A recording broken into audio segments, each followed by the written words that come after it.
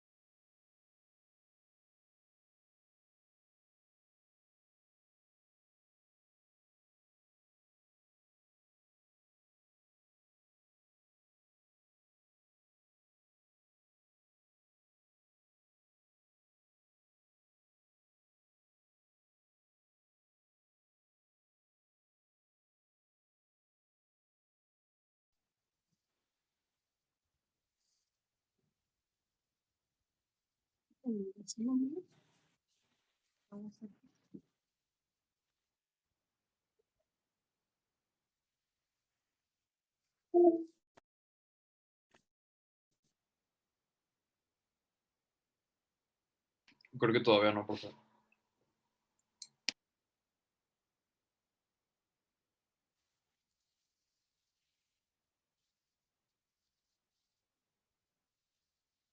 Buenos días, ¿me escuchan? Ya, ahora sí, Listo, ahora, sí. profe, ya se escucha. Ahora sí. Sí. Perdón, una disculpa, pero aquí no encontraba que estaba fallando. Tengo 5 minutos ya tratando de conectarme, y no podía. Una disculpa, ahora sí. Vamos a iniciar. Ya había empezado con la clase, pero me daba cuenta que no me estaban escuchando.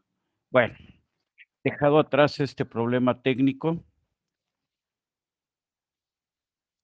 vamos a dar inicio a esta sesión del día que corresponde a este día jueves 25 de febrero del 2021. Continuamos entonces con nuestro curso de mecánica de sólidos.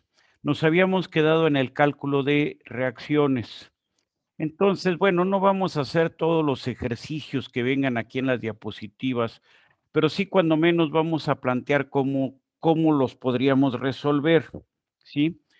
En este caso, pues lo que tenemos nosotros es granizo o nieve que está depositado sobre una terraza o sobre un volado que está soportado, que va conectado a el muro de un edificio, ¿no?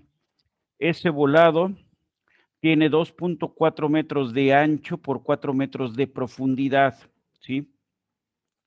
La nieve en el punto más alto alcanza, vamos a decir, un peso por unidad de área de 4,800 newtons por metro cuadrado, ¿sí?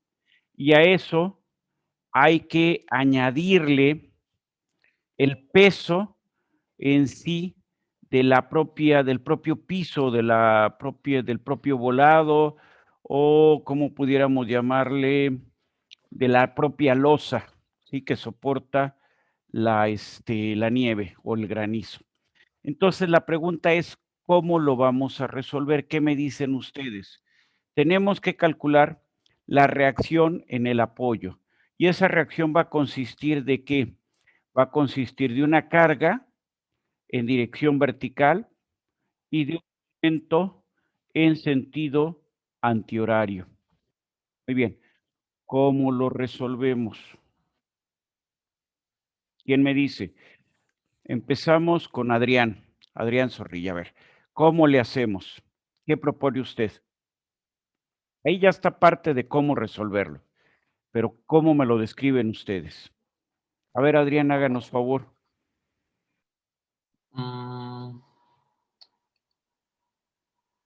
Pues primero tendríamos que hacer uso de las dimensiones que nos da con que es el área cuadrada.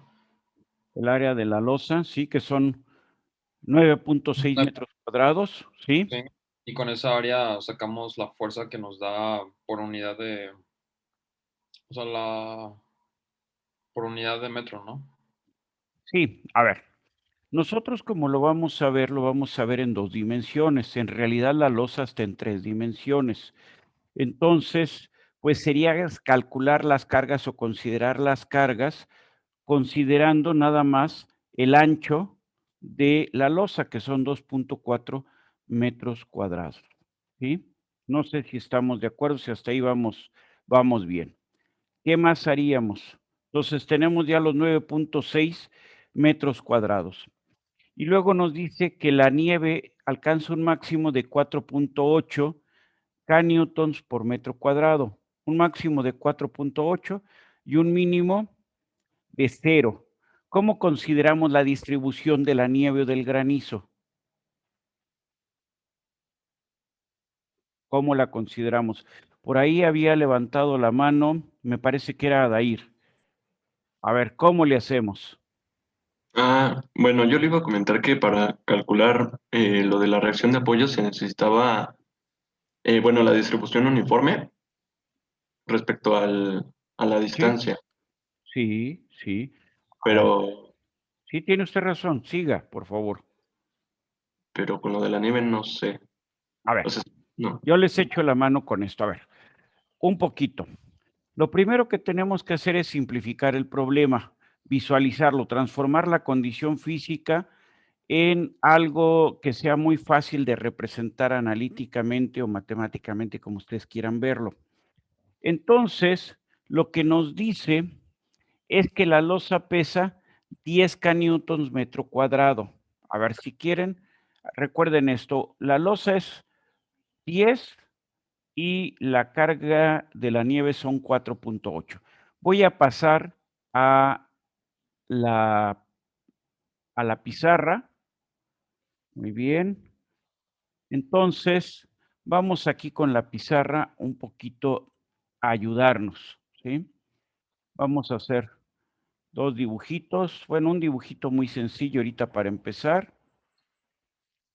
Entonces, nosotros tenemos, ahí está la losa, ¿no? Sabemos que esta tiene, ¿cuánto? 2.4 metros. Entonces, de aquí a acá son 2.4 metros. Muy bien. Si la viéramos, o sea, si ahorita quiero de una vez esto verlo en una especie de isométrico, porque bueno, pues así como un isométrico muy bonito no es, pero nos da una idea. Para acá, ¿cuánto tenemos? Bueno, en esta medida es 4 metros, me parece. Ustedes me van corrigiendo, ¿sí? Entonces tengo de aquí para acá son 4 metros.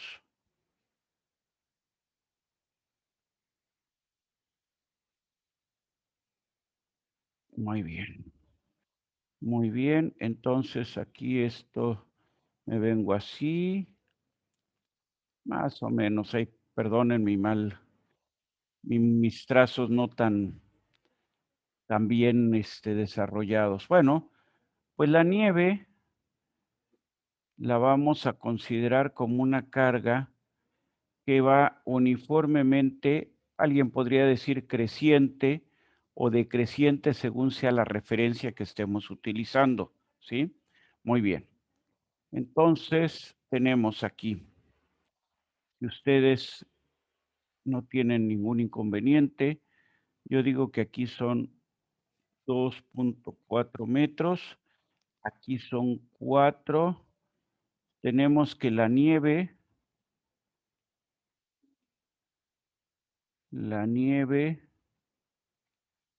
va desde 4.8 hasta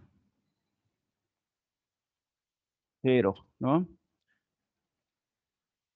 A newtons metro cuadrado. Muy bien, perfecto. Entonces, lo que podemos hacer es, bueno, ahorita nos decía Adrián, tomemos el área. El área, pues ya no hay ningún problema, es 2.4, 4 es igual a 9.6. Entonces tenemos dos cargas, estrictamente, No sé si estamos de acuerdo. Vamos a indicarlas.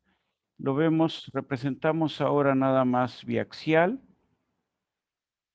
para entenderlo mejor. Ahí está. Muy bien. Tenemos entonces dos cargas. Lo podemos ver así.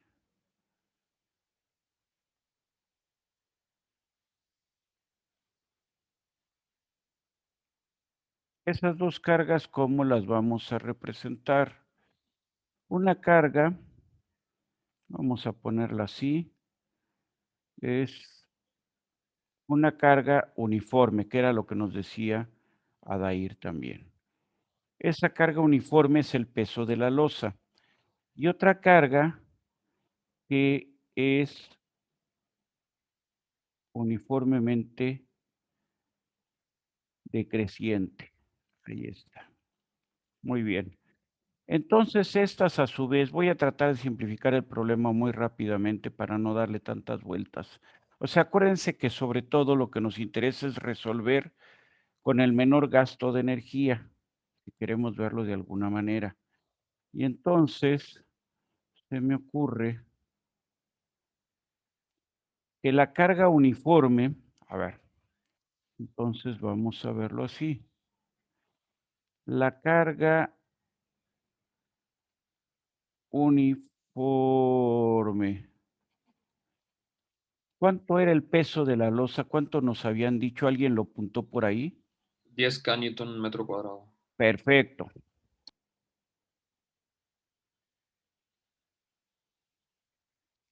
Peso de la losa es igual a 10K Newton metro cuadrado. ¿Por cuántos? Por 9.6 metros cuadrados, ¿no? Entonces, voy a llamarle WL, ¿vale cuánto? 96 newtons. ¿Y en dónde está aplicado esa carga equivalente? ¿En qué posición va a estar? ¿Dónde está? La carga que genera los mismos efectos. ¿Dónde está esta carga? En A 1.2 metros.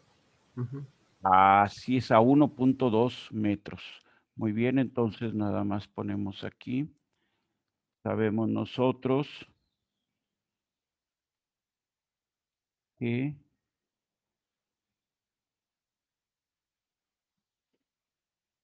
muy bien.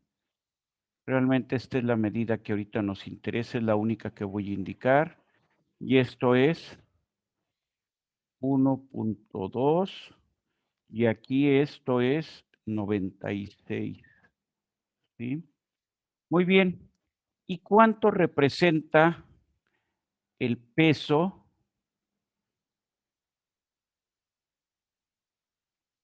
de la nieve?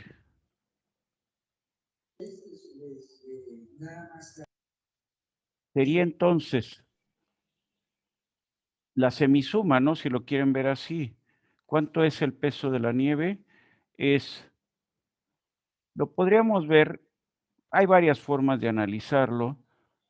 4.8 más 0 entre 2, entonces es 2.4 y entonces el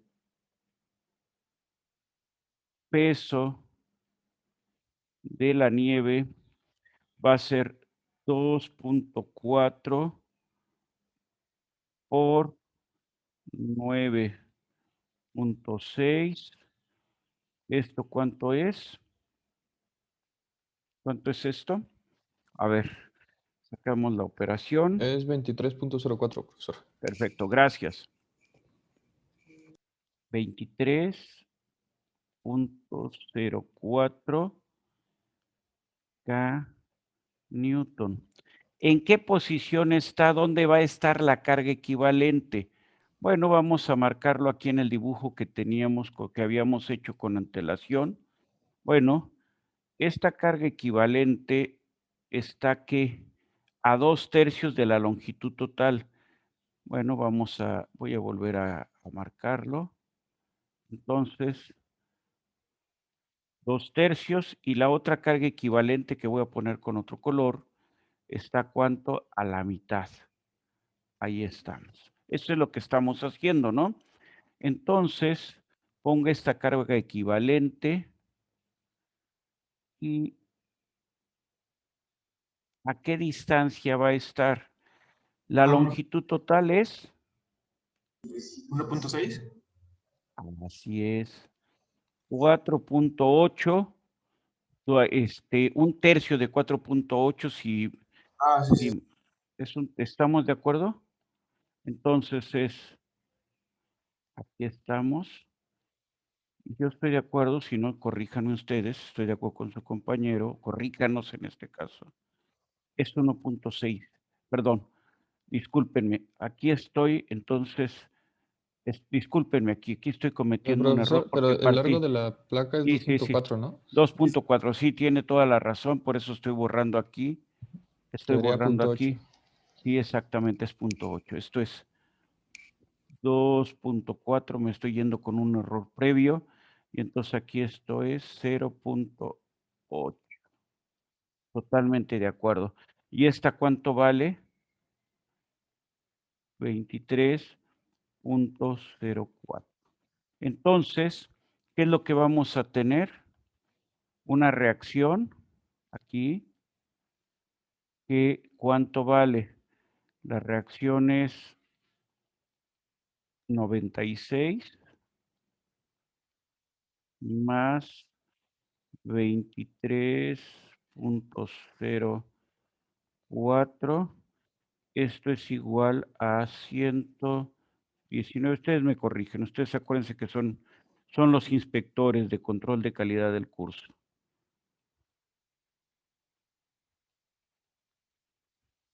Y vamos a tener un momento.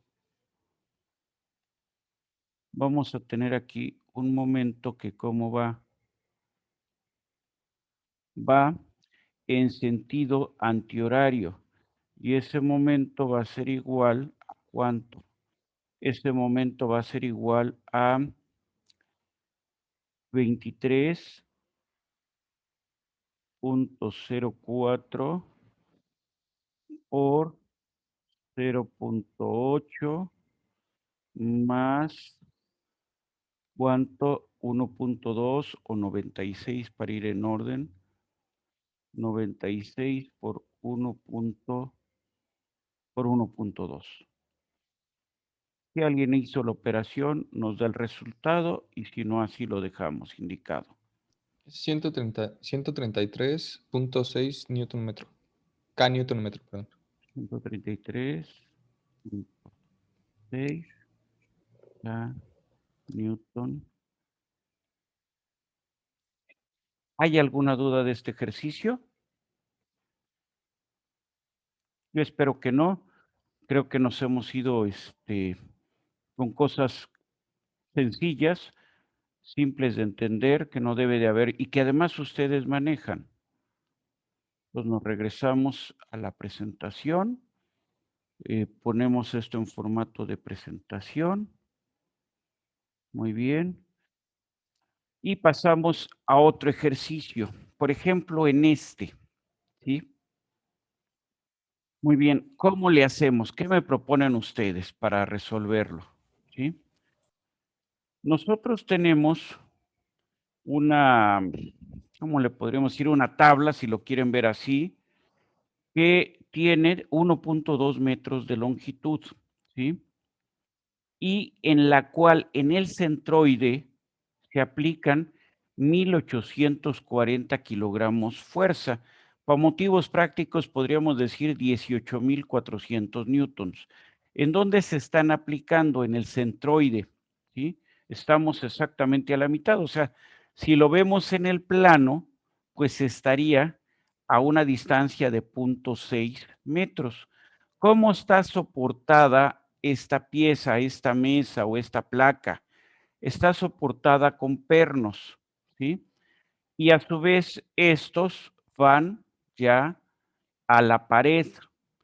Muy bien, para que esta pieza pueda soportar, se colocan unos tirantes. Muy bien, ¿cómo le hacemos para resolverlo? Ustedes díganme, plantéenme cómo le vamos a hacer. Ese es su problema. ¿Cómo le hacemos? A ver, Habría que calcular la fuerza de tensión que hay en la barra, ¿no? En la diagonal. desde luego, desde luego. Y para eso, ¿de qué dato partiríamos? A ver, véanlo así. A ver, vamos a tratar siempre de verlo simple el problema, ¿sí? ¿Cómo lo van ustedes a representar? Bueno, vámonos a la tableta. Muy bien. Voy a borrar esto, esto ya cumplió con su objetivo. Bien. Entonces, lo primero que yo haría es una Profe. representación muy sencilla. Profe, una disculpa, un compañero está tratando de entrar, tuvo problemas al inicio con su internet. Si lo puede dejar ingresar, por favor. A ver, déjame ver nada más que... Y pues si hace de nuevo déjenme ver aquí si tengo...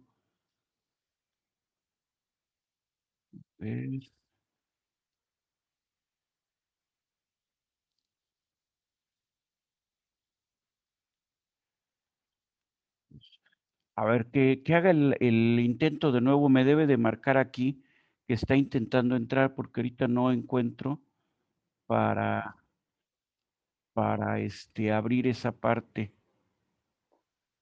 ¿sí? Si hace el intento, por favor, y ahorita en cuanto aparezca, luego lo accesamos. Profe, Sí, dígame. ya pude entrar. Era Ah, yo. bueno. Ah, bueno. Gracias. Gracias. Ándele. Bueno, a ver. Yo lo que propongo es esto. A ver. Voy a ir complicando el problema para que quede perfectamente entendido qué es lo que vamos a hacer. Muy bien. Estamos aquí. Entonces, tenemos esto acá. Ahí está. Muy bien. Yo lo pondría así en principio, con toda la mejor intención de que se entienda fácilmente lo que vamos a hacer. Muy bien, la carga, la que sea, ahorita nada más la voy a indicar con una F. ¿En dónde está esta carga? ¿En qué parte, en qué posición está aplicada esa carga? ¿En el ¿Cuánto centro? En el centro, exactamente. Ese es el punto. A ver, ¿cuánto tenía aquí de ancho? ¿Se acuerdan ustedes si no regreso? 1200 milímetros, creo. Muy bien, exactamente, 1200 y es 1840, ¿sí? Muy bien, muy bien. Entonces, tenemos, si quieren lo pongo en metros mejor, para no estar escribiendo tanto, pongo 1.2 metros y la carga, como ustedes bien lo hicieron notar, estén aquí en el centro. Entonces, la carga está ahí. Muy bien. Entonces está a 0.6 y estos son 1840 kilogramos fuerza.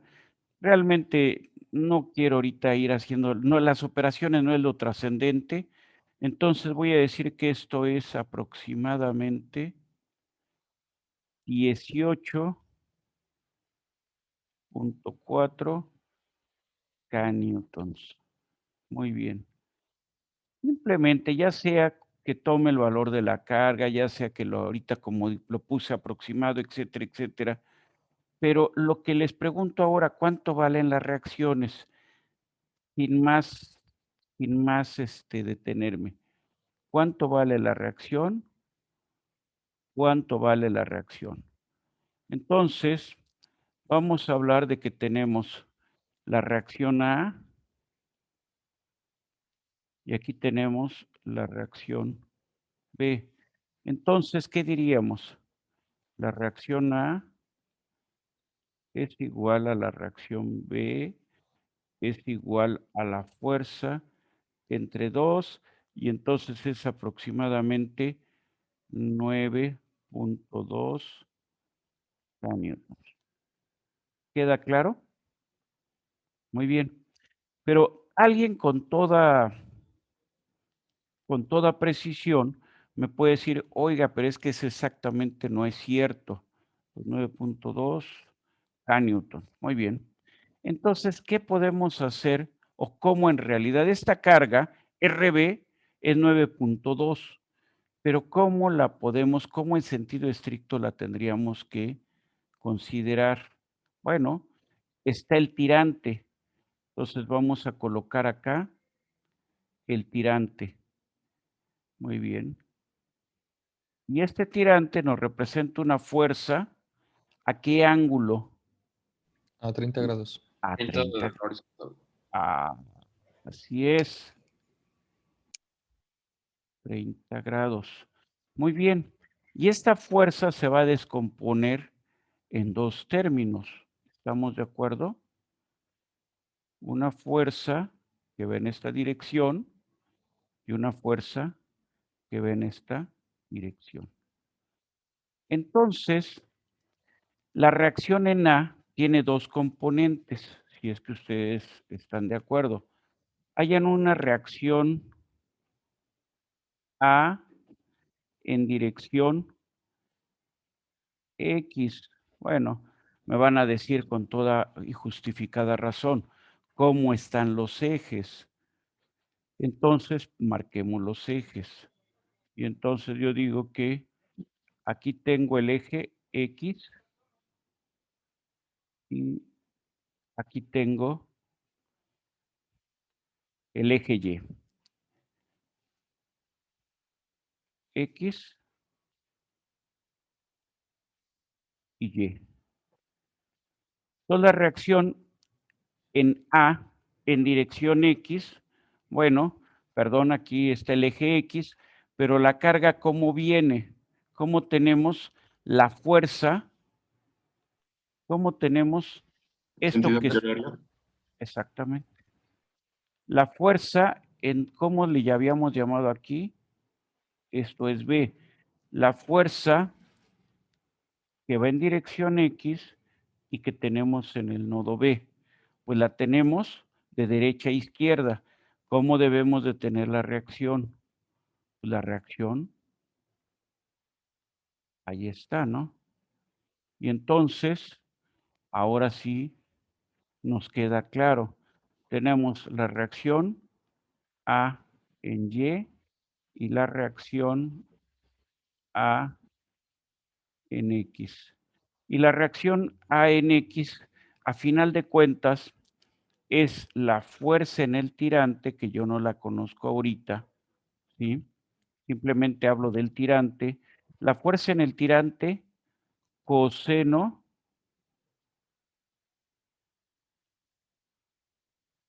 de 30. Y la reacción que tenemos en A, pero en el eje Y, pues esa sí ya la tenemos. Es 9.2 K Newton. Muy bien. Muy bien. Y lo que sí sabemos es cuánto vale la reacción en B y en dirección Y. ¿Esta cuánto vale? Pues vale 9.2. Y la reacción B, Y es igual a la fuerza del tirante por el seno del ángulo.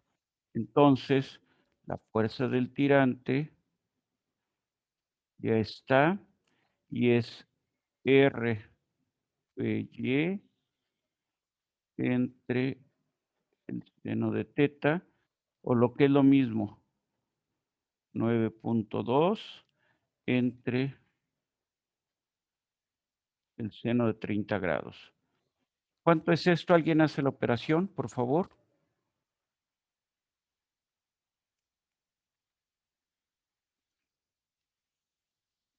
Ustedes me indican.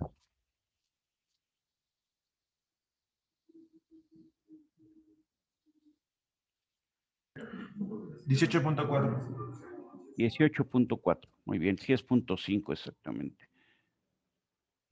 18.4 Newton. Muy bien, entonces ahora sí, la reacción A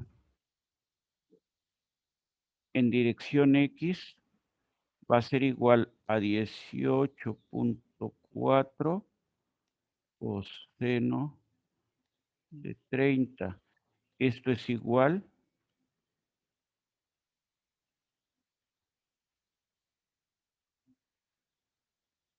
15.9. 15.9 K Newton. Entonces ya tenemos las reacciones en A. Y el tirante, a final de cuentas, bueno, ya no está el dibujo, no me queda el dibujo de manera muy adecuada para encima dibujar el tirante, entonces lo pongo por acá. Entonces ahí tenemos el tirante. Vamos a ponerlo aquí así. Aquí así lo cerramos. Ya sabemos cuál es su ángulo. Nos queda sin ninguna duda cuál es este ángulo. El ángulo con el que está inclinado. Así para que quede clara la idea. Muy bien. Este ángulo ya sabemos que son 30 grados. Y también nos queda claro de que este tirante está sometido a, eso lo habíamos visto desde un principio, está sometido a, si quieren uso otro color para que no se confunda, uso este color azul. Entonces, ese tirante está sometido ¿a qué? Pregunto, ¿tracción o compresión? Tracción. Así es, ¿no? Ahí está el diagrama de cuerpo libre del tirante. La fuerza ya la tenemos perfectamente definida. ¿Cuánto es la fuerza? Esta fuerza, esto es 18.4 kilonewtons. 18.4. Y está resuelto el problema, ¿no? Lo demás sería calcular ya los esfuerzos, pero en este momento estamos viendo nada más reacciones. ¿Alguna duda? Es muy sencillo, lo han hecho ustedes desde el bachillerato, ya ni siquiera en su curso de estática. ¿Hay alguna duda aquí? ¿No? ¿Podemos seguir avanzando? Sí, profe. Muy bien. Entonces, con la mejor intención de no aburrirlos, a final de cuentas, bueno, ¿qué tenemos? Ahí ya está la figura.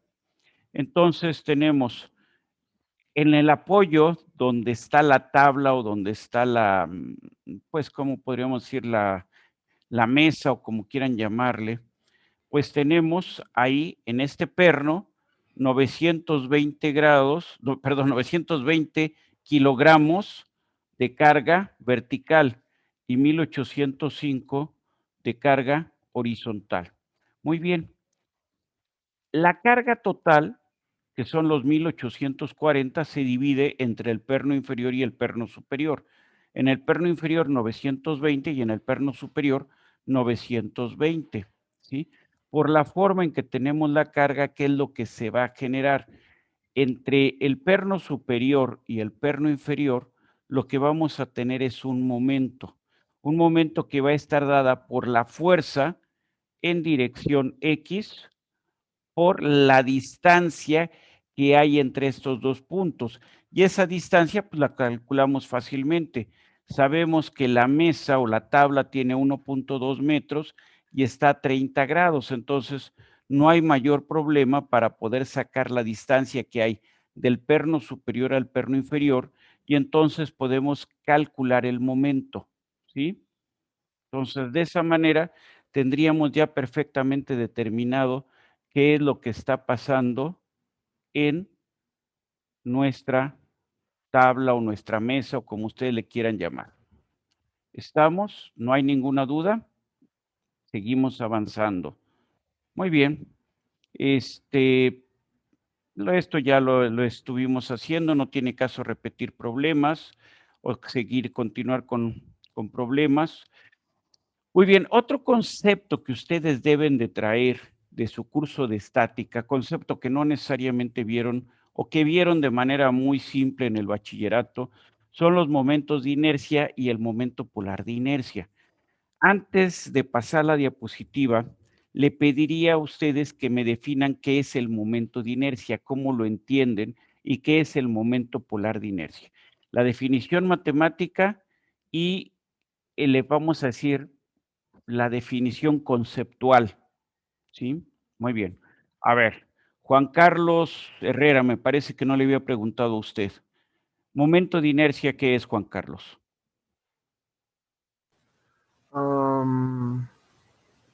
Es cuando...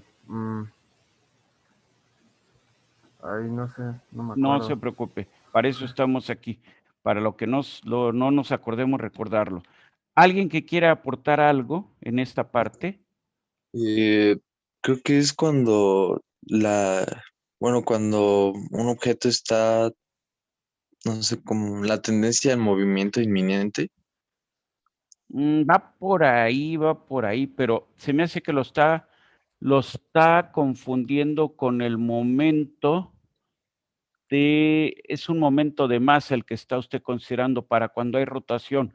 Pero, a ver, vamos, me voy de nuevo a la tableta. Muy bien. Vamos a borrar esto, ¿sí? Y vamos a dibujar cualquier sección, ¿sí?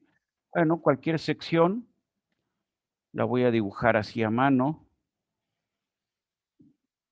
Una sección cualesquiera, ¿sí? En esa sección cualesquiera vamos a hablar de nuestros ejes. Vamos a describir el centroide primero, ¿sí?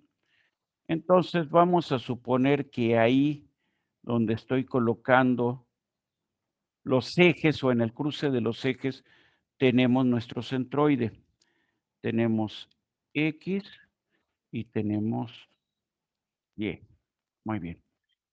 El momento de inercia le llamamos segundo momento de área.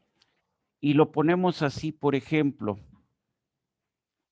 segundo momento de área y es igual a la integral de y cuadrada diferencial de área y x va a ser igual a la integral de x cuadrada diferencial de área. Se ve claro por qué se le llama segundo momento de área. Ahora vamos a visualizar esto del segundo, vamos a decir que estamos entendiendo. ¿Qué nos dice la definición? Está claro que lo que estamos ahí indicando, esta es una diferencial de área. Y está claro también que la distancia de esta diferencial de área al eje X, espero que quede más o menos ahí bien, esto es una distancia Y. Entonces, lo que estamos obteniendo al sacar el segundo o al definir el segundo momento de área es la rigidez de la sección. Esto es la resistencia de esta figura geométrica a que se deforme. a que rote, o sea, ahí es donde su compañero tenía razón, o sea, a que se deforme o a que rote alrededor del eje X, ¿sí? O sea, final de cuentas, nosotros tenemos, aquí lo puse mal, discúlpenme ustedes, yo aquí se cometió un error, aquí esto está totalmente mal, lo puse exactamente al revés y hasta ahorita me estoy dando cuenta. Entonces aquí esto es X cuadrada y aquí es Y cuadrada. Entonces, lo que tenemos aquí es la resistencia para que esto gire, para que la sección, para que el cuerpo gire o se deforme alrededor del eje X, en este caso, Y, que es la distancia al eje X, diferencial de A, ¿sí? En el otro caso, ¿cómo quedaría? Bueno, pongamos aquí un elemento diferencial. Ahí está nuestro elemento. Este es nuestro elemento diferencial de área. Y entonces, aquí tenemos una cierta distancia de este elemento diferencial de área. Y esa distancia, ¿cómo la llamamos? X, o sea, es la distancia que va del eje hasta el elemento diferencial de área. Y entonces lo que estamos hablando es de la resistencia o de la rigidez geométrica que tiene la figura para doblarse o para girar alrededor, para doblarse alrededor del eje, ¿quién? Del eje Y. Muy bien. Ahora, el momento polar, muy bien. Vamos a poner ejes de nuevo. Ponemos ejes, aquí está uno, aquí está mi otro eje, ahí están mis ejes. Y vamos a hablar de una figura. Lo más sencillo es pensar en un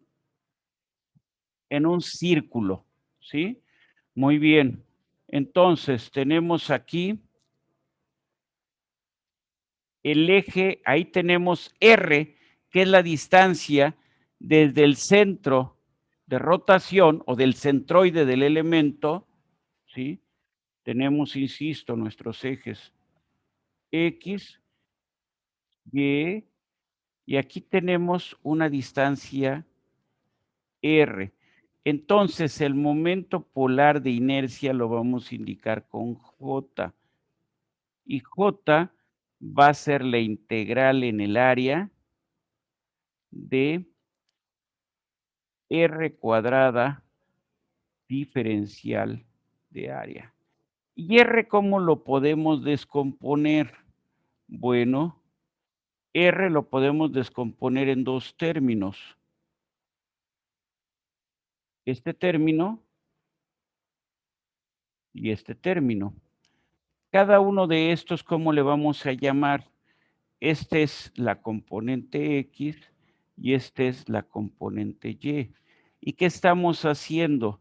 Lo que queremos es, para este elemento diferencial que estoy ahí marcando, generar o describir su momento polar de inercia.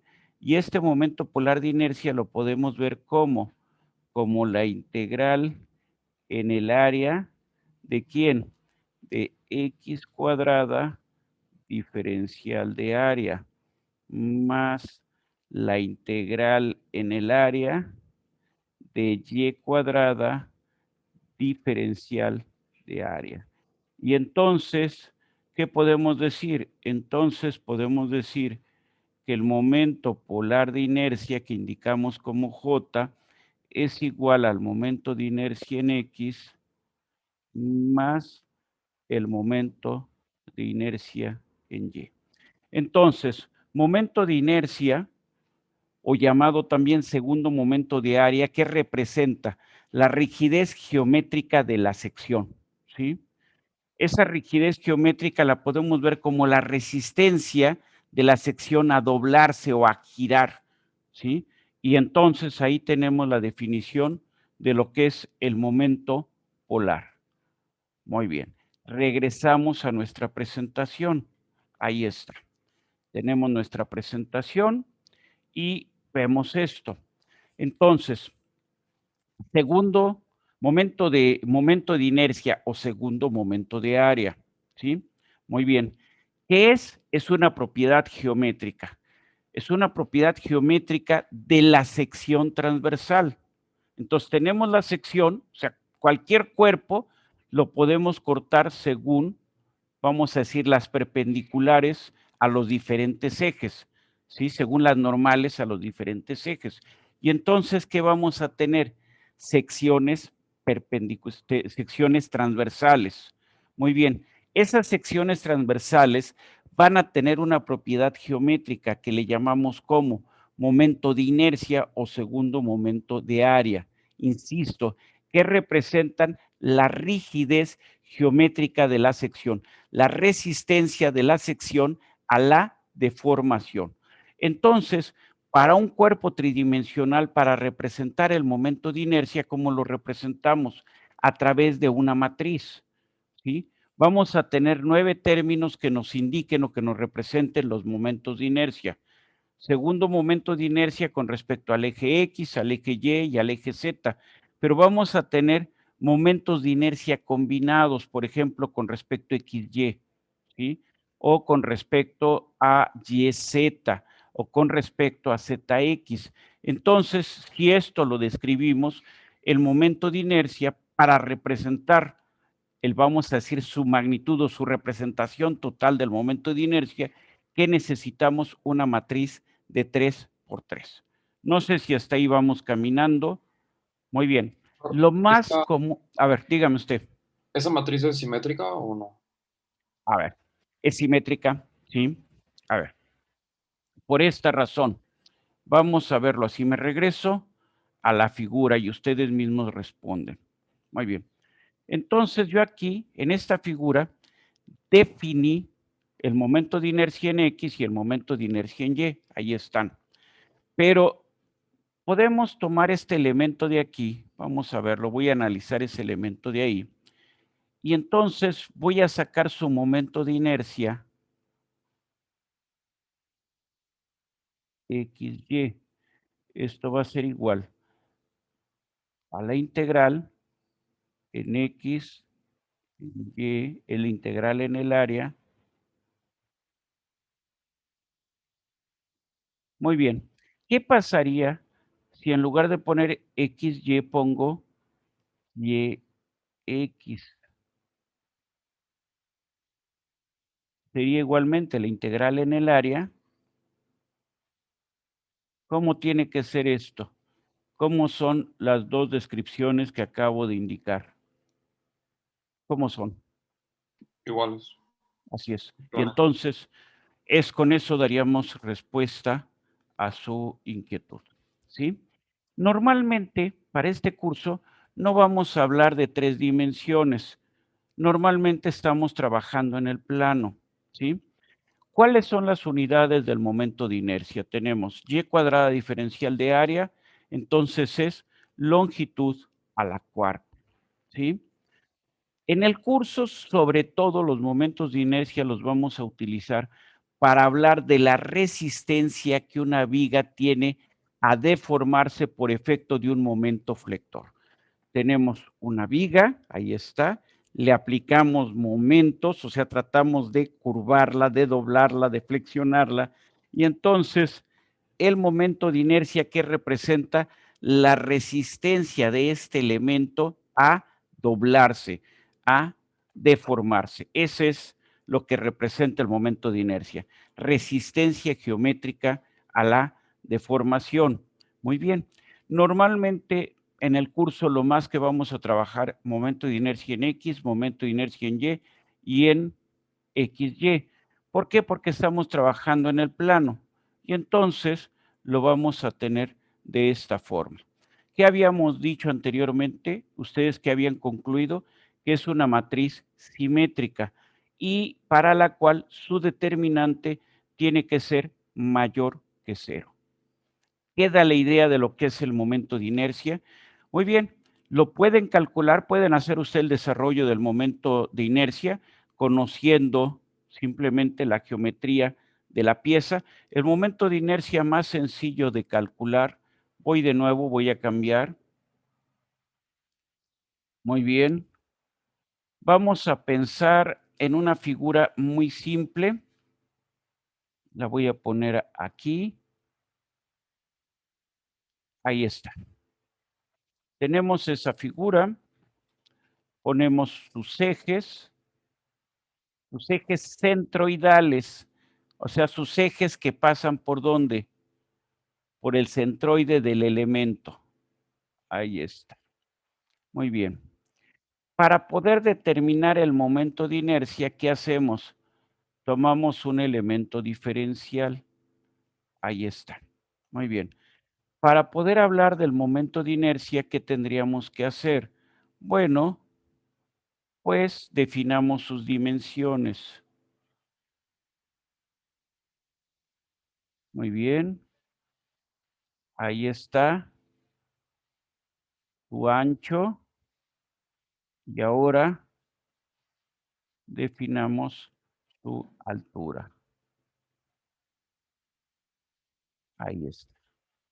Normalmente, lo que se usa para describir este ancho y esta altura son los términos B y H. Tenemos el eje X y el eje Y. Y entonces decimos, el momento de inercia en Y es igual, perdón, el momento de inercia en X, discúlpenme, yo sigo necio en Y. Voy a hacerlo primero en X.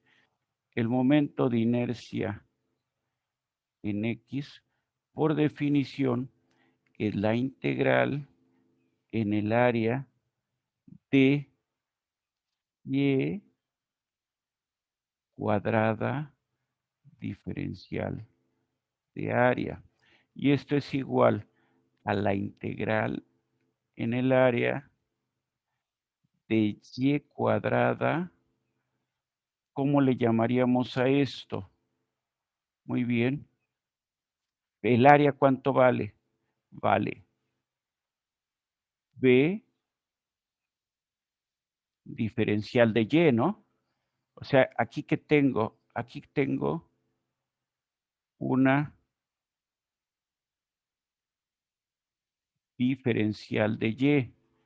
Entonces, y la distancia al eje, ¿cuánto vale? Pues por definición, esta distancia, ¿cuánto es? Es Y. ¿Todos estamos de acuerdo en esto? Esto entonces, ¿cómo va a integrar? Esto va a integrar como Y cúbica, ¿no? Bueno, B por Y cúbica, ¿entre cuánto? Entre 3. ¿Y desde dónde? Ah, caray. Una disculpa, aquí tuve un problema. Perdón. Vamos a ir para atrás. Déjenme atrás. Muy bien. Bueno, aquí tengo un problema. Muy bien. Ahí estamos, es donde estábamos, ¿no? Y cúbica. Muy bien. Entonces, ¿de dónde a dónde voy a sacar la integral? ¿Sí? Bueno, pues alguien me pudiera decir, vamos a hacerlo desde menos h medios hasta h medios. Esos son los límites de integración. Entonces sacamos P y 3 son factores comunes. En el límite superior, ¿cómo nos va a quedar? Nos va a quedar h cúbica entre ¿cuánto? Entre 8. ¿Estamos de acuerdo? Límite superior es h cúbica entre 8. Límite inferior sería menos, entonces sería más h cúbica entre 8. Entonces, esto es igual a b h cúbica. Tenemos 1/8 más 1/8 es 1/4. Ahí está. BH cúbica sobre 12. Y lo mismo puedo hacer en el caso del momento de inercia sobre el eje Y. ¿Qué sería igual? Sería igual a la integral de h sobre 3 que multiplica a b cúbica sobre 8 más b cúbica sobre 8. Entonces sería h b cúbica sobre 12. ¿Estamos de acuerdo? ¿Hay alguna duda? Ustedes me indican. Si no hay dudas, regreso a la presentación. Ahí estábamos. ¿Puedes subir tantito? Ay. Perdona, regreso a la otra, a la tableta. Sí, por favor. Ahí estuvo. Ustedes me dicen cuando cambie. Aquí esto lo voy a mover un poquito para que no quede ninguna duda. Discúlpenme, luego en el pizarrón escribo feo, pero en la tableta escribo peor, ¿sí? Me es más difícil controlar aquí la posición en la tableta que en el pizarrón, entonces una disculpa por los garabatos. Cuando algo no se entienda, inmediatamente indíquenmelo. Cuando algo no quede claro, lo haya escrito de manera que no se entiende, indíquenmelo. Ahora sí, profe. Gracias. ¿Ya estuvo? Ándale, Ya. ándale. Entonces, ahora sí, regresamos aquí y ya tenemos, bueno, ya hicimos o desarrollamos un ejemplo de cálculo del momento de inercia. Ahora, ¿qué pasa si el cuerpo, el centroide del cuerpo, no coincide con el origen del sistema donde queremos o al que queremos o para el que queremos calcular el momento de inercia? ¿Qué es lo que vamos a usar? El teorema de ejes paralelos. Y entonces, ¿qué nos dice el teorema de ejes paralelos? El momento de inercia, perdón, el momento de inercia con respecto a cualquier eje, sea el eje X, sea el eje X, sea el eje Y, ¿cómo lo vamos a hacer? Vamos a determinar el momento centroidal, que es el que habíamos calculado originalmente. Y luego vamos a tomar el área de nuestro cuerpo y la vamos a multiplicar por la distancia. Si el momento de inercia fuera a ser con respecto al eje, entonces el momento de inercia con respecto a este nuevo sistema va a ser el que tenemos con respecto al sistema centroidal, ¿sí? Más, si es con respecto al eje X, más la distancia en Y al cuadrado por el área de mi figura, el área de mi cuerpo.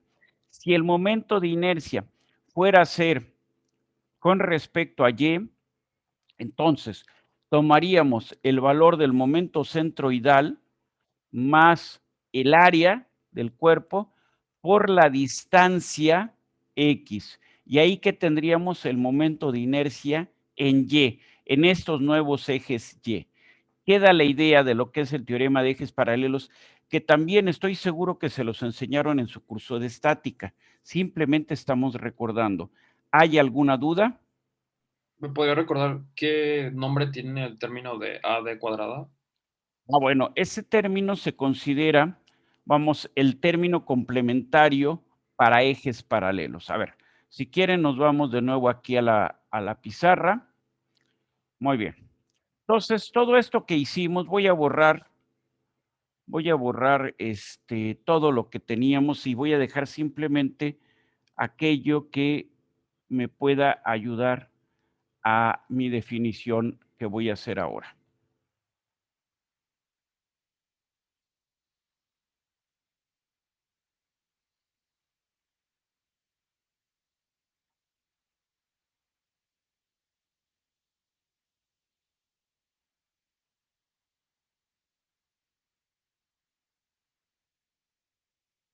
Muy bien.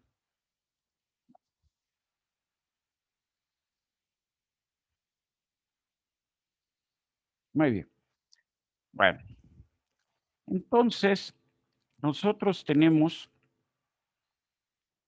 y ahora la intención es determinar el momento de inercia con respecto a unos nuevos ejes. Ahí están esos nuevos ejes. Estos ejes vamos a llamarles X mayúscula, Y mayúscula. Ahí está. Muy bien. Entonces, nosotros, como hemos definido el momento de inercia hasta el momento, es determinándolo con base a un sistema de ejes que corresponden con quién. Muy bien. Un sistema de ejes que corresponden con el centroide.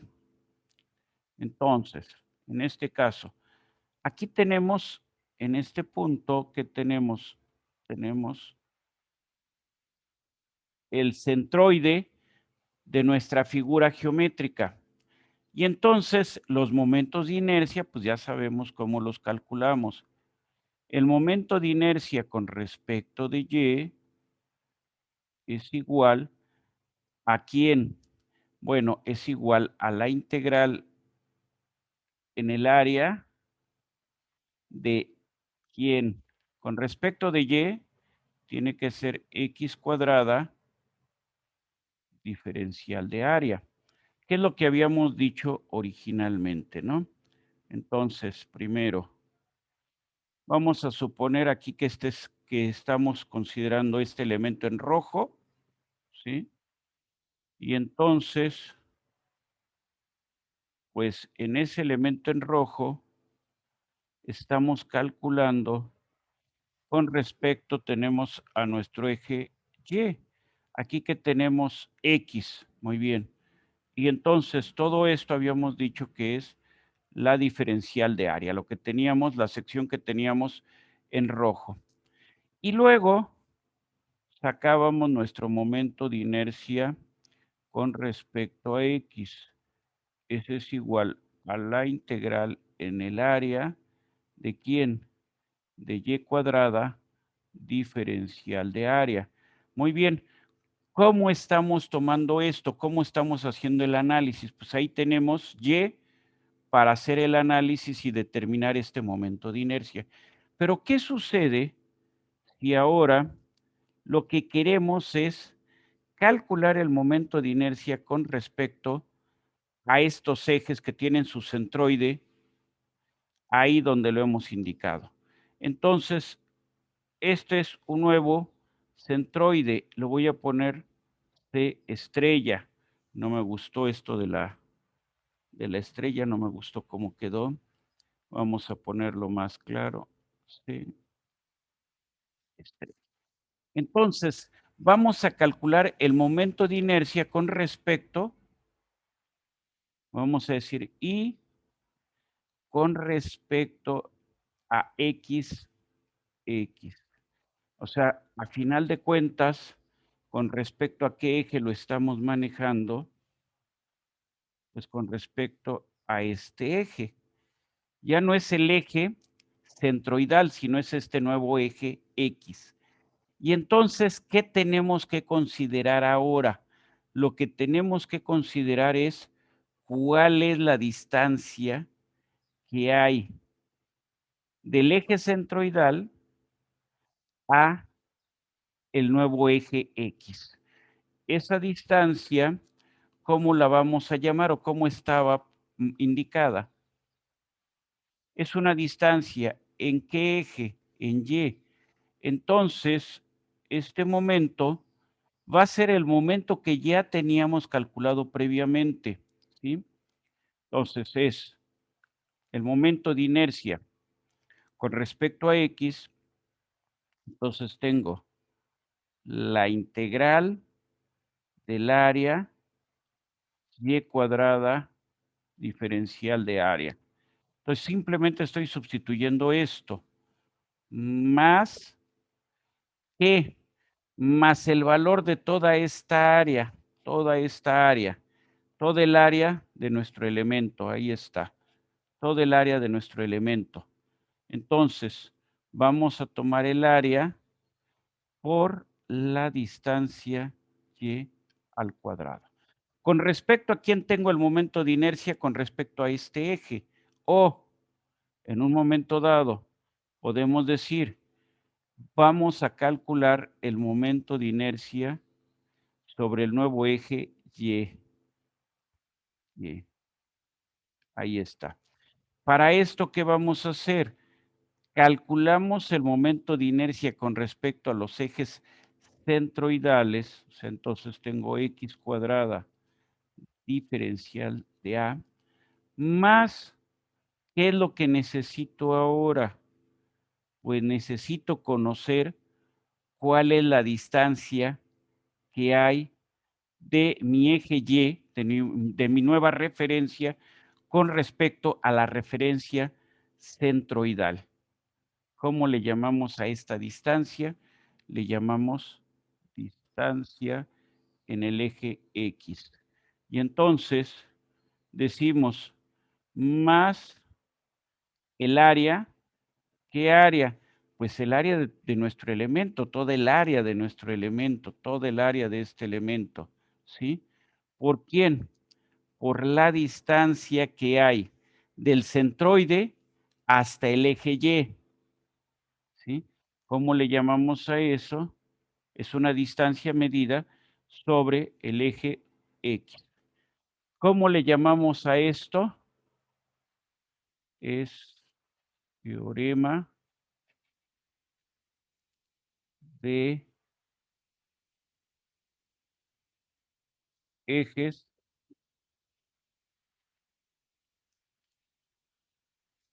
¿Está clara la idea? ¿Hay alguna duda? Ustedes me indican. ¿Queda claro esto? Sí, profe. ¿Sí? Muy bien, continuamos entonces. Vamos a terminar ya. Bueno, entonces ya quedamos que era el segundo momento de área, ya quedamos que es una propiedad física, ¿sí? De la sección transversal y representa la rigidez del elemento, ¿sí? Ahora, ¿cómo lo vemos también? Muchas veces se confunde con un término que usamos, por ejemplo, no sé, en nuestro curso de dinámica, ¿sí? Los momentos de inercia, ¿qué unidades tienen? Longitud a la cuarta, ¿sí?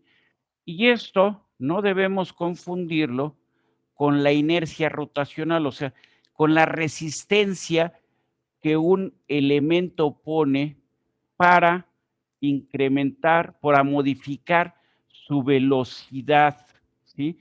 Su velocidad al momento de que está girando, que es una inercia rotacional. La inercia rotacional se da en masa por longitud al cuadrado. Entonces, las unidades son totalmente diferentes. Uno representa una rigidez geométrica y la otra representa una inercia, o sea, una resistencia a modificar el estado de equilibrio en el que se encuentra un cuerpo, o sea, a modificar su estado de reposo o de movimiento en el que se encuentra un cuerpo, ¿sí?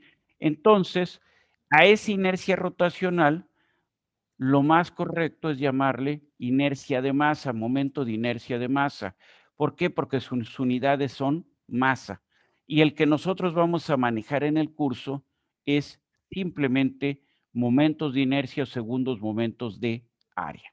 Muy bien. Momento polar de inercia, muy rápidamente ya.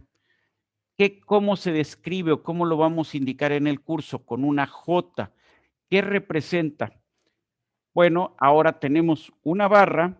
Esta barra tiene un eje y representa la resistencia geométrica de la sección a torcerse. O sea, si nosotros tenemos una barra y le aplicamos un momento torsionante, ¿qué trata de hacer esto? Torcerse. Y entonces, el momento polar de inercia que representa la resistencia geométrica de la sección a girar o a torcerse cuando se le aplica un momento torsional. Por definición, el momento polar de inercia es igual a la suma del momento en X más la suma del momento en Y. La suma del segundo momento de área en X más el segundo momento de área en Y. Esto ya lo habíamos comentado, ya lo habíamos explicado con antelación. Muy bien. Entonces, J, insisto, si nosotros queremos calcular la sección transversal, por ejemplo, de esta figura que está ahí, este es un ejemplo que uso muchísimo. A ver, yo tengo una figura que es un eje circular, ahí está, con un radio R, pero este eje es hueco. Entonces, el hueco es un cuadrado de lados A y B. Si es cuadrado, entonces A y B, ¿cómo son? Son iguales. Si yo les pido que calculen el momento polar de inercia de esto, ¿cómo lo hacen?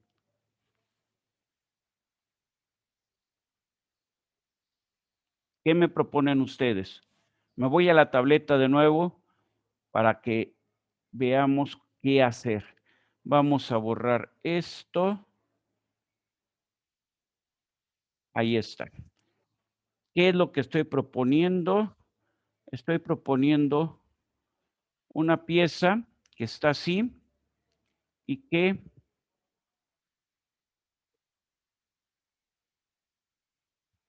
en el centro, espero que se vea que esté en el centro, si no es así ahorita, entonces, tenemos esa pieza. Evidentemente estamos calculando con respecto al eje, al centroide de la figura, ¿sí? Muy bien. Tenemos entonces aquí el eje X, el eje Y. ¿Qué más datos tenemos? Esto tiene un radio R mayúscula, y es hueca, la figura es hueca.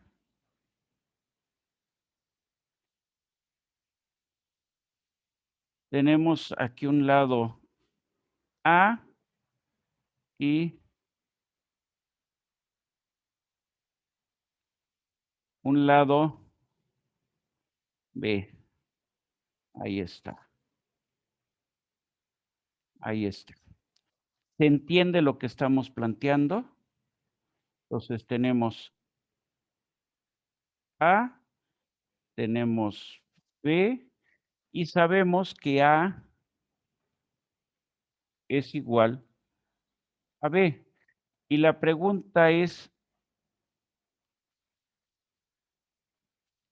momento polar. Muy bien. ¿Cómo le hacemos para calcular el momento polar?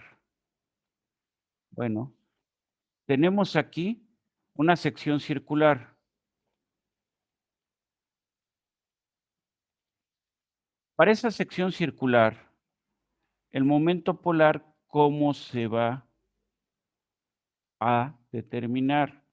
Bueno, pues lo primero que haríamos sería tomar un elemento diferencial, ¿no? Y un elemento diferencial, ¿cómo lo vamos a tomarlo aquí así? Con muy buena voluntad, esto es un elemento diferencial de área.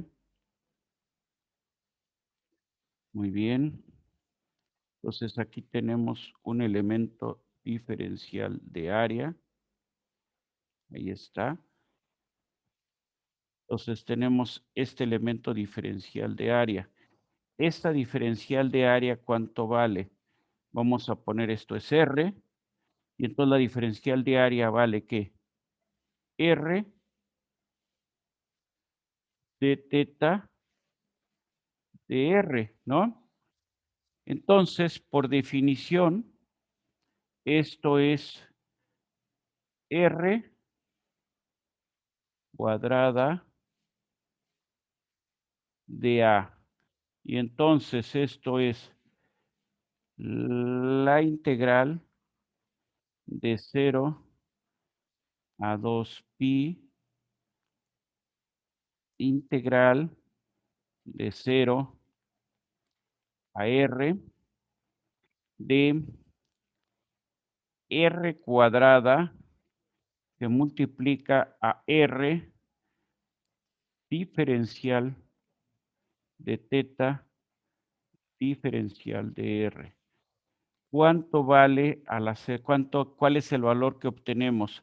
Integramos en diferencial de teta que obtenemos 2pi. Muy bien. Y nos queda entonces esto por R a la cuarta sobre 4, ¿no? Evaluado desde 0 hasta R. ¿Están ustedes de acuerdo? Entonces esto es igual, si quieren lo ponemos así para que no haya duda. Entonces esto es 2pi. Entonces sacamos aquí el 4. Y entonces esto nos queda por R a la cuarta.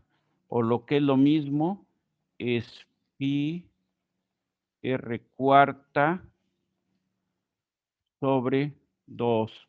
O lo que es lo mismo, esto va a ser pi por diámetro a la cuarta, ¿entre cuánto?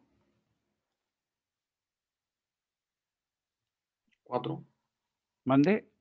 Entre. A ver. Sustituimos. Tenemos diámetro, a que es igual a 2R, o dicho de otra manera, R. Lo sustituimos con esto y entonces nos queda 2 a la cuarta en el numerador, perdón, en el denominador. 2 al cubo es 8, a la cuarta es 16, por 2, 32. Ahí está entonces nuestro momento polar de inercia para una sección circular sólida, ¿sí?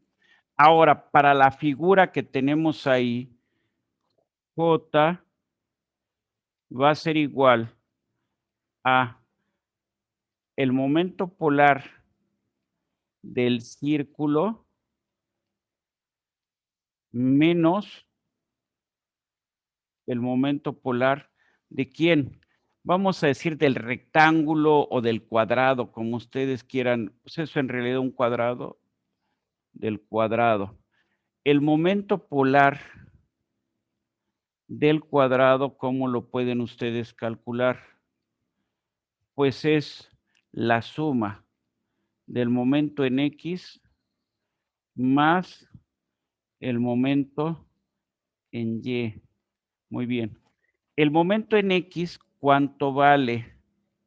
El momento en X vale P H cúbica sobre 12. El momento en Y es igual a B cúbica H sobre 12. Para nuestro caso, estas dos que representan A cuarta sobre 12 y esto representa A cuarta sobre 12. Entonces, esto es igual a ¿cuánto? A cuarta sobre 6. Entonces, esto va a ser igual sustituyendo ya para terminar, que ya están aburridos ustedes. Entonces, esto va a ser pi por radio a la cuarta menos a cuarta sobre 6. ¿Estamos de acuerdo?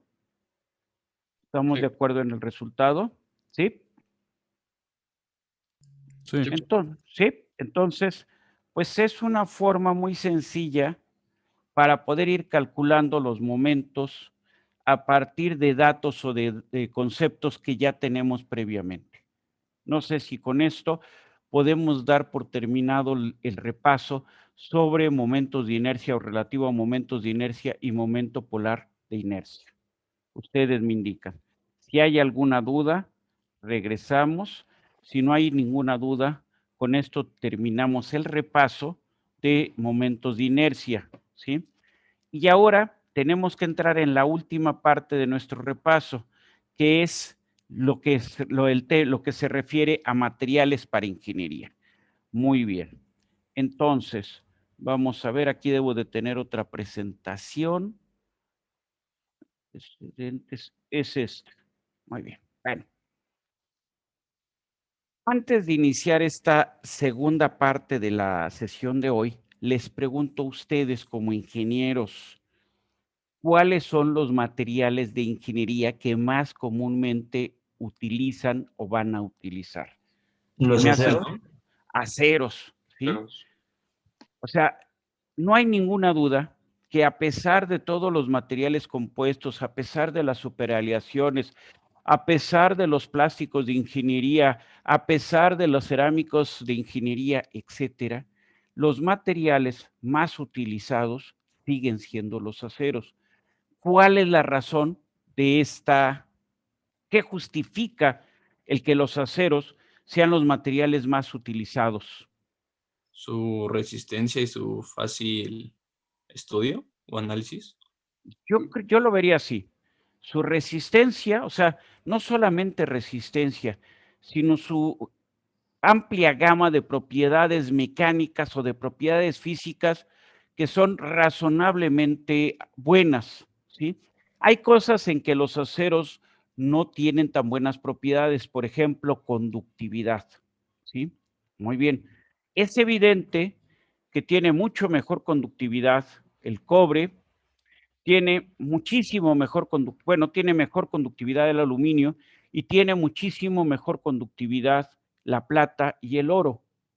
Pero vamos a pensar en cables de alta tensión, esos que vemos al salir de la casa, vemos por ahí llegando a las subestaciones o en la carretera, vemos cables de alta tensión. Estos cables manejan voltajes entre 300 y 400 kV. Muy bien. ¿Y qué distancia habrá entre cada una de las torres que están soportando los cables? ¿Qué distancia ustedes le calculan? Denme números. ¿Cuánto habrá de torre a torre?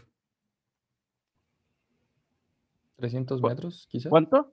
300 metros, quizás. 300, 400, 500 metros. Vamos a dejarlo por ahí de medio kilómetro. Muy bien.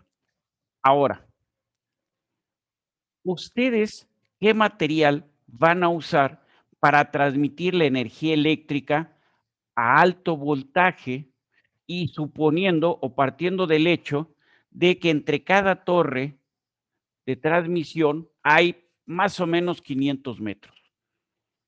¿Qué propiedades le demandan al material? Bueno, pues evidentemente conductividad eléctrica, esa es la primera propiedad. No vamos a hacer los cables de alta tensión de oro ni de plata, entonces los vamos a hacer de cobre o de aluminio. ¿Qué ventaja tiene uno con respecto al otro? A ver, para una torre, no hablo de una conexión en la casa, sino de una torre de alta tensión. ¿Cuál? ¿El peso? El Exacto. peso. Entonces, para hablar de la conductividad, cuando el peso es importante, más que hablar de la conductividad per se, yo diría de cuál es la razón de la conductividad al peso o a la inversa del peso a la conductividad, ¿sí? Muy bien, a ver, si yo en este momento les digo que el aluminio conduce más o menos 2/3, un 70%, la conductividad del aluminio es un 70% de la del cobre, pero el cobre más o menos, saquen ustedes ahorita la cuenta exacta, la densidad del aluminio es 2.7 y la densidad del cobre es de 8.6, entonces 8.6 entre 2.7. Muy bien. El aluminio pesa menos de 1/3, la densidad del aluminio es menos de 1/3 que la del cobre. Entonces, vamos a decir, la conductividad del aluminio, la conductividad, vamos a decir, del aluminio por unidad de peso, ¿cómo va a ser con respecto a la conductividad del aluminio por unidad de peso del cobre? O sea, comparamos la del aluminio con la del cobre. Es menor la del aluminio en un 70%, ¿sí? Pero su conductividad es 3 veces. Entonces, si nosotros vemos esa propiedad que es conductividad contra peso, encontramos que el aluminio es un mucho mejor elemento cuando el peso, un mucho mejor elemento para conducir energía eléctrica, cuando el peso es una variable importante. Entonces, bajo esta óptica, los cables de alto voltaje, ¿de qué los van a hacer? ¿De aluminio o de cobre? ¿La explicación está entendida o no está entendida? Sí, pues sí, el peso es una variable relevante, entonces sería el aluminio en este caso. Desde luego. Entonces, todos los cables de alta tensión son de aluminio. Muy bien. Hasta ahí llegamos. No hay ninguna duda. Todos estamos de acuerdo. Espero que todos estemos de acuerdo. Pero ahora tenemos 500 metros de un cable que tiene, no sé, 3, 4 centímetros de diámetro, ¿sí? Sacamos entonces, decimos, vamos a ponerle 0.02, lo elevamos al cuadrado, ¿sí?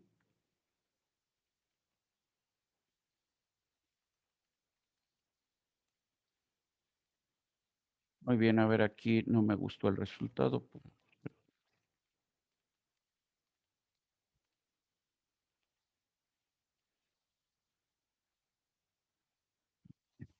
Muy bien.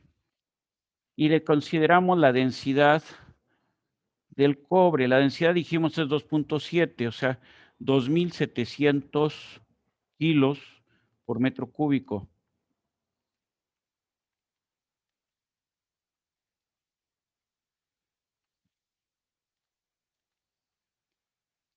Bueno, si no me fallaron las cuentas, ese cable que tiene 3 centímetros, 4 centímetros de diámetro, lo hice para 4 centímetros de diámetro, y 500 metros de longitud, que es la distancia de torre a torre, más o menos va a pesar alrededor de 1.700 kilos. O sea, simplemente háganlo ustedes. A final de cuentas, el volumen, que sería la sección transversal por la longitud de 500 metros, por la densidad de 2.700. Y revisen si mi cuenta está bien. Bueno, eso significa que estamos colgando 1.700 kilos en los soportes de cerámica. Muy bien. Pues 1.700 kilos parecen que no son importantes, ¿sí? Pero sí representan, pues, un esfuerzo sensible para el aluminio. ¿Qué propiedad tiene la corriente? La corriente se transmite sobre todo el conductor o por dónde circula sobre todo la corriente. ¿Qué ¿Por me el dicen? centro? No, exactamente a la inversa. La corriente tiene un efecto de piel, entonces tiende a circular sobre todo en la superficie. Entonces, muy bien, la conductividad es función directa de la pureza del material y el aluminio puro tiene muy baja resistencia. Entonces, para mejorar la resistencia mecánica del conductor, no todo el conductor es de aluminio, sino fíjense ustedes, la parte central del conductor, el núcleo del conductor es de acero. ¿Qué finalidad tiene el acero? Ser elemento que dé la resistencia mecánica al conductor. Y el aluminio, que es el que va perimetral, va periférico, ¿cuál es su función? Conducir la energía eléctrica. Entonces, hay veces que usamos acero aún en condiciones que por sus características no serían adecuadas. Entonces, en un conductor de alta tensión es usual que sean coaxiales, núcleo de acero y superficie o parte externa de aluminio, para combinar las propiedades de dos elementos, la resistencia o de dos materiales, la resistencia del acero y la conductividad del aluminio. ¿Está la idea? Sí. ¿Sí? Muy bien. En la casa, normalmente, ¿de qué son los conductores en la casa? A baja De tensión. cobre, ¿no? De cobre. ¿Podríamos meter conductores de aluminio? Pues como está el precio del cobre, yo diría que sí. Yo diría que ya se ha vuelto atractivo, muy atractivo meter conductores de aluminio. Que no estemos acostumbrados a que los conductores en la casa sean de aluminio, esa es otra cosa. Pero sin ningún problema podríamos meter conductores de aluminio. Sin embargo, tendría que haber un cambio. Normalmente el conductor se mide por calibre y los conductores que vamos a tener en la instalación eléctrica de la casa son calibre 14 o calibre 12, ¿sí? El calibre representa el diámetro o es un sinónimo del diámetro, ¿sí? Y a mayor es el número, menor es el diámetro, ¿sí? Entonces, si en la casa vamos a utilizar conductores de aluminio, lo que tendríamos que hacer es aumentar nada más su diámetro. En lugar de usar calibre 14 y calibre 12, a lo mejor lo que usamos es calibre 10. No sé si me doy a entender, o sea, conductores de mayor diámetro para compensar con un mayor diámetro y por lo tanto con mayor sección transversal, compensar, vamos a decir, la menor conductividad eléctrica del aluminio al compararlo con el cobre o al sustituir al cobre. ¿Está la idea? Sí. Sí, profesor. Muy bien. Entonces, ya con esto me voy a ir bastante rápido. No se trata del curso, de que demos el curso de materiales en 2 horas, sino se trata de que tengamos las ideas y cuando estemos hablando de un término, el que sea, referente a un material, ustedes les quede muy clarito cuál es esa idea. Entonces, vamos a hablar desde los materiales ferrosos, como son los aceros, hasta los materiales compuestos, ¿sí? Bueno, ¿qué materiales o qué familias de materiales tenemos? Metales, cerámicos y polímeros, ¿sí? Pero luego estos se van a mezclar. En el caso de los polímeros en particular, tenemos los polímeros naturales y los polímeros sintéticos. En ingeniería, ¿qué utilizamos? Básicamente los polímeros sintéticos. Dentro de las cerámicas, pues tenemos muchas diversas aplicaciones por sus propiedades ópticas, por sus propiedades de aislamiento térmico, por sus propiedades de resistencia a la temperatura, por sus propiedades de aislamiento eléctrico, ¿sí? Muy bien. Los vidrios, ¿qué los caracteriza? Apareció el término vidrio en los cerámicos y aparece el término vidrio en los metales. Un vidrio es un material que no tiene una estructura tridimensional ordenada. Es un material de alta entropía, ¿sí? Muy bien. Luego, combinamos estos materiales, ¿sí? Y entonces tenemos los compuestos. Muy bien, los compuestos a lo mejor ¿dónde los podemos usar? En la pasta para el clutch o el embrague de cualquier máquina, incluido el automóvil, o las pastas de freno de cualquier elemento, incluido también un automóvil o cualquier vehículo. Muy bien. Ahora, ¿qué materiales son los más comunes? Si hablamos de los metales y hablamos de los ferrosos, hay 2 grandes familias, los aceros, que pueden ser forjados, laminados, o sea, que pueden ser de conformado, ¿sí? Y los aceros que pueden ser fundidos, o sea, en acero hay piezas fundidas y piezas forjadas, ¿sí? Y luego tenemos otra familia de aleaciones que son hierro, carbono, silicio. Normalmente carbono de 3 a 4% y silicio de 0.5 a 2%. Y estos materiales se les llama fundiciones porque la única forma de procesarlos es por fusión y colada. Estos materiales se clasifican con base a las características del grafito: grafito laminar, grafito esferoidal, grafito nodular, etcétera, etcétera, etcétera. Entonces, en términos generales, las fundiciones son los materiales de ingeniería más económicos. Ahora bien, los aceros se clasifican o por su composición o por sus propiedades. Los aceros más baratos son los aceros al carbono. Luego están los aceros de grado maquinaria, que son aceros que tienen menos del 5% de elementos de aleación. Luego están los aceros de grado herramienta, que tienen más del 5% de elementos de aleación, pueden tener 10, 12, 15. Luego tenemos vamos a decir, un término particular o una familia particular, que son los aceros inoxidables. Los aceros inoxidables son aleaciones hierro, cromo o hierro, cromo, níquel. Para que un acero sea inoxidable se necesita más del 12% de cromo. ¿En dónde vamos a utilizar un acero inoxidable? Por ejemplo, la tarja en la cocina de la casa, ahí es acero inoxidable. Por ejemplo, algunos utensilios de la casa, a lo mejor los tenedores, los cuchillos, las cucharas, etcétera, vamos a hacerlas de acero inoxidable para que estas tengan una mayor duración, para que no presenten oxidación durante su servicio, ¿sí? Muy bien. Vámonos ahora a los materiales o a los metales no ferrosos. Los más comunes son los base cobre. El cobre por sí mismo tiene grandes aplicaciones por su conductividad eléctrica y térmica.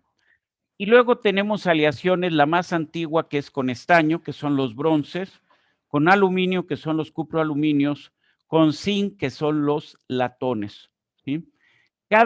Y con níquel, que son los cuproníqueles. Desde la perspectiva de propiedades mecánicas, las aleaciones cobre, estaño, los bronces, tienen muchísimas aplicaciones porque son materiales muy tenaces, de buena resistencia mecánica y de alta resistencia a la corrosión. Los latones o las aleaciones cobre-zinc, sobre todo, tienen aplicación por su alta capacidad para ser embutidos, o sea, su alta capacidad para ser estirados, su alta capacidad para ser formados.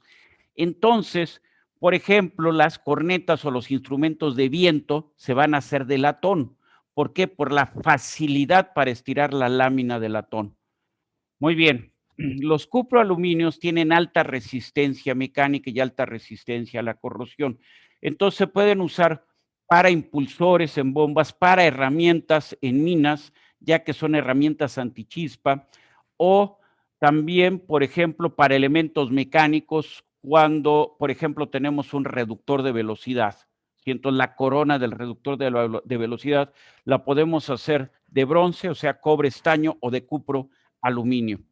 Y los cuproníqueles, su principal aplicación es por su, vamos a decir, por su estética, por su aspecto. Una aplicación, una variación de los cuproníqueles son las alpacas o plata alemana. Una plata alemana tiene cualquier cosa menos plata.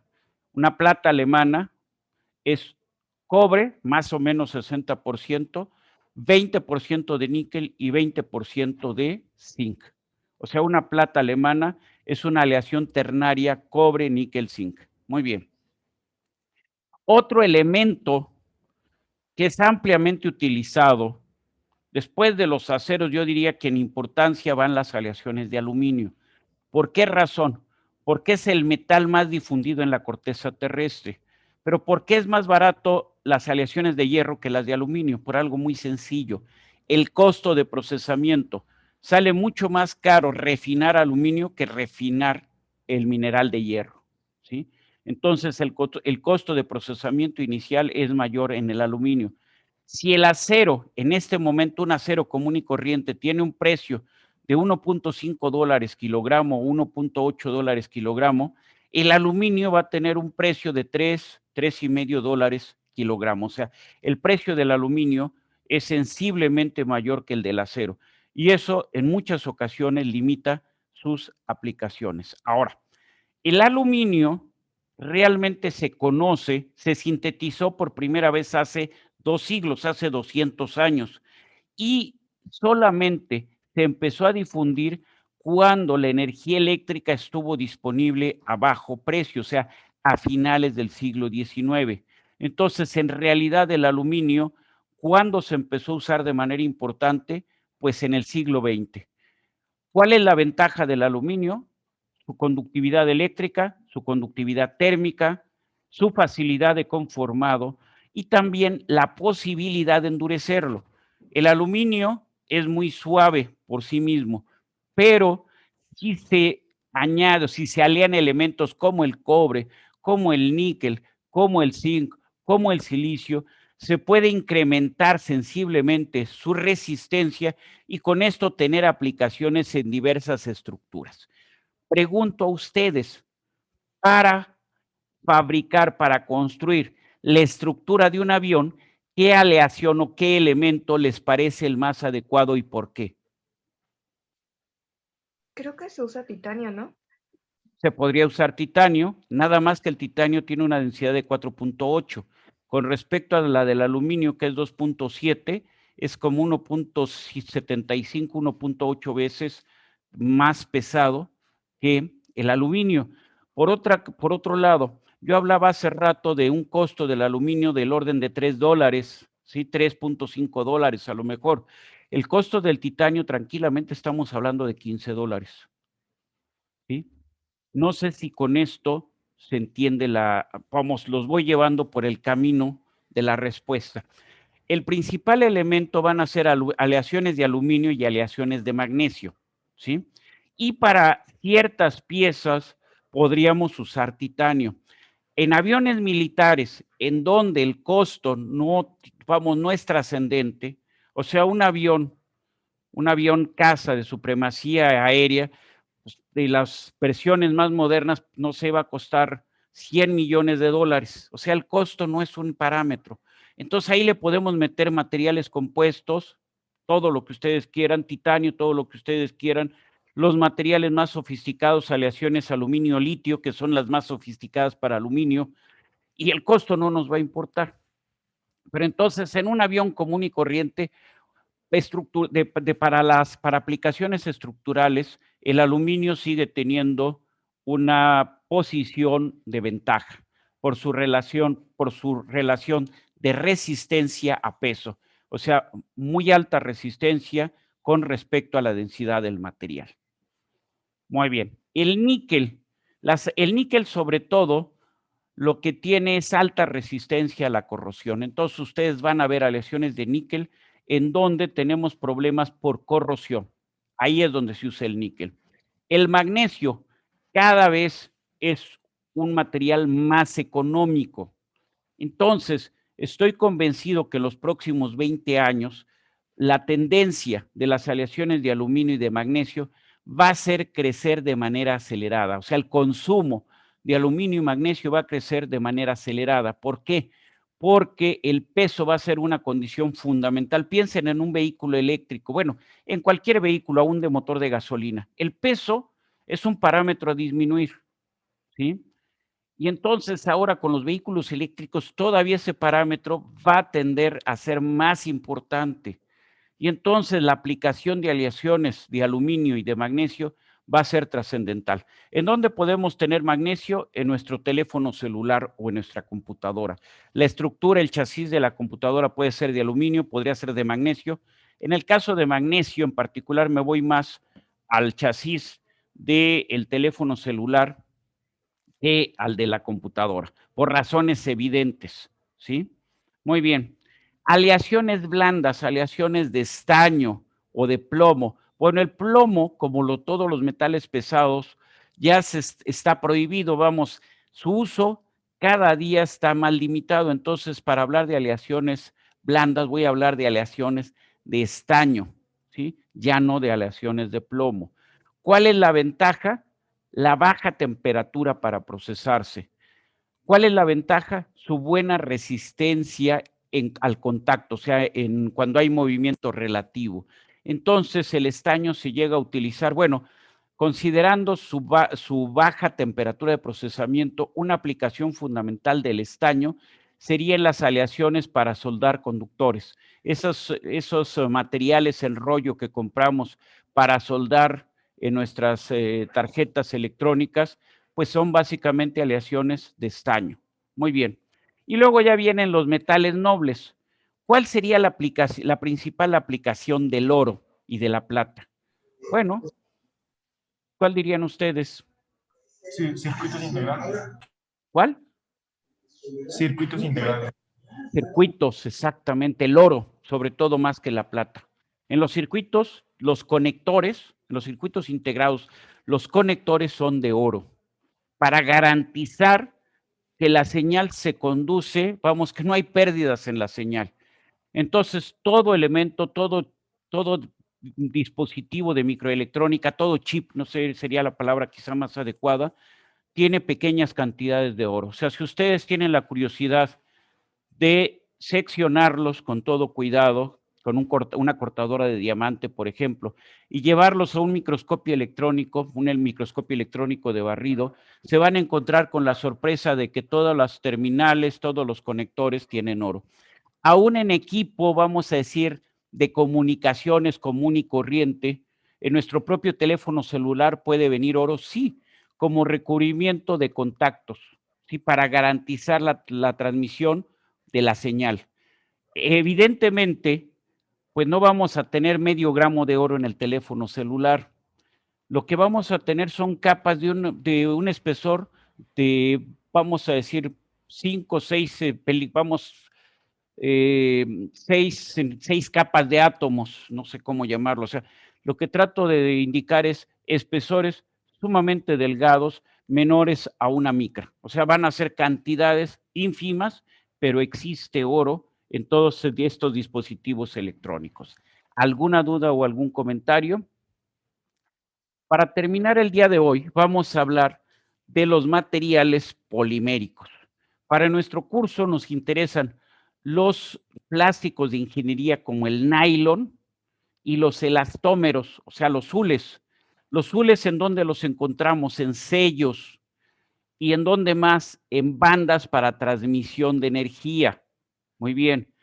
Y los otros plásticos, por ejemplo, los plásticos de ingeniería, por ejemplo, el PET, ¿sí? El teraftalato de polietileno, o por ejemplo el nylon. ¿Dónde los vamos a utilizar? Pues en elementos mecánicos, donde necesitamos bajo peso, resistencia a la corrosión, y las cargas que van a transmitir son pequeñas.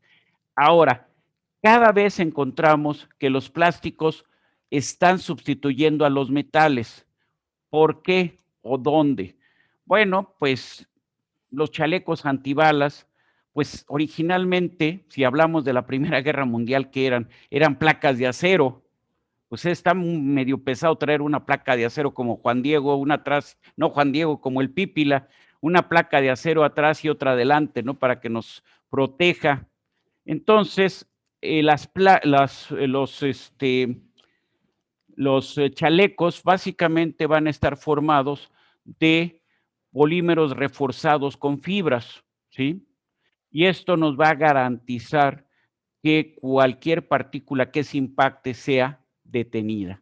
Entonces, normalmente, para mejorar las propiedades mecánicas en los plásticos, lo que usamos es el reforzamiento con fibras. Los plásticos de mayor resistencia están constituidos por una resina más una fibra de, vamos a decir, que mejore las propiedades mecánicas, y donde la resina actúa simplemente como un factor o como un puente, como un elemento de unión de las fibras que constituyen nuestro material, nuestro plástico reforzado. No sé si con esto estamos o tenemos una idea general de lo que son hasta aquí los metales y los polímeros. ¿Algún comentario adicional antes de dar por concluida la sesión de hoy? No, profe, todo bien. ¿No? Bueno, yo creo que ya los aburrí suficiente, ya están hartos de su servidor. Entonces vamos a dejarlo por el día de hoy aquí. Nos vemos el próximo martes y espero el fin de semana ya subir las 2 clases para que ustedes puedan ir revisando algún punto que tengan duda. También vamos a subir las presentaciones en un formato PDF para que les sirvan de referencia. Muy bien, pásenla bonito y nos estamos viendo. Que tengan buen día y mejor fin de semana. Muchas gracias, profesor, igualmente. Hasta luego. Bye, Gracias. hasta luego. Bye, hasta luego. Gracias, Bye, profe. bye, hasta luego, bye.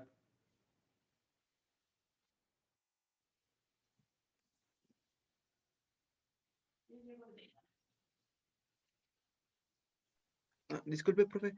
Dígame usted. Las sesiones, que está grabando, eso dijo que las iba a subir a un canal de YouTube, ¿verdad? Así es, así es. A partir de este fin de semana debemos de haberla subido y a través del Classroom ya se les dará la indicación para poder accesar a ese canal de YouTube. Ah, ok, profesor, muchas gracias. Ándele, que tenga buen fin de semana y buen día. Hasta luego. Igualmente, Bye. hasta luego. Bye.